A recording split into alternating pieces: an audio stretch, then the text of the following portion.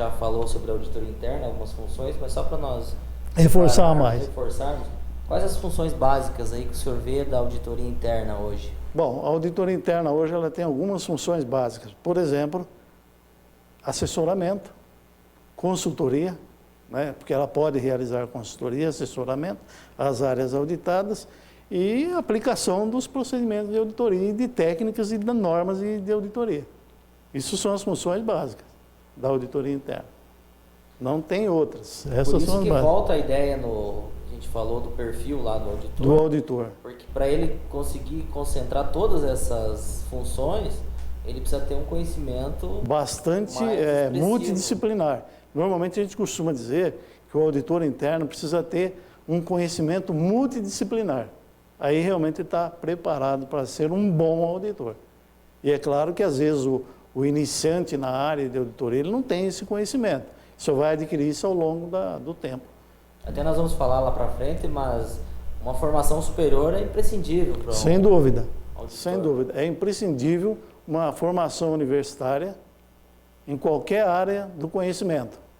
Agora, ele tendo a formação universitária em qualquer área do conhecimento, ele tem que aprender as técnicas, as normas de auditoria, para ele poder ter um auditor objetivo e com resultados positivos no trabalho que ele vai desenvolver.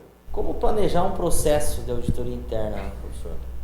Sim, isso faz parte de uma das normas também do Instituto dos Auditores, que diz sobre planejamento. Primeiro passo é o planejamento. Planejamento vai indicar o quê? As prioridades que você precisa verificar, né, junto aos gestores, à alta administração, definindo as prioridades. Então, aí você vai determinar a equipe, quem são os auditores que vão desenvolver esse trabalho, se são habilitados, se estão habilitados naquilo, se não estão, tem que serem treinados antes de ir para a execução do campo. Estando tudo isso em ordem, levantamento de histórico, dados que ele pode ter à sua disposição, através dos controles da empresa, então ele parte para a execução, que é o trabalho de campo mesmo da auditoria, ou seja, é no que nós chamamos de meter a mão na massa. Né? Ele vai lá, elaborar os programas, aplicar os testes, discutir isso, essas evidências que foram encontradas com o gestor, e daí parte para a elaboração do relatório. Da elaboração do relatório se faz o plano de ação, e aí esse plano de ação é encaminhado às partes interessadas, e vão lá nesse plano de ação, terão as datas definidas entre auditores e gestores para as correções, né?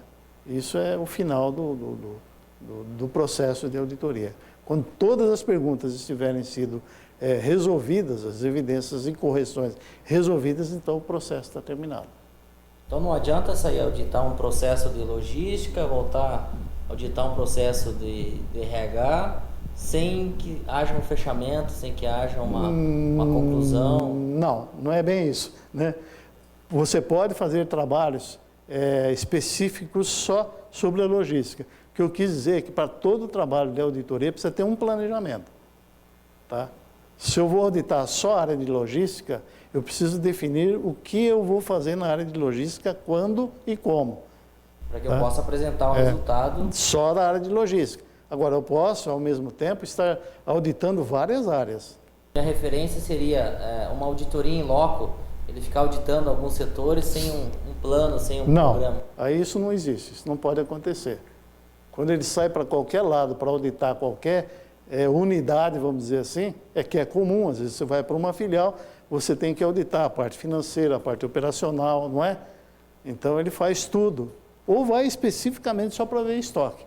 Não tem muitas empresas aí que só faz estoque, não é?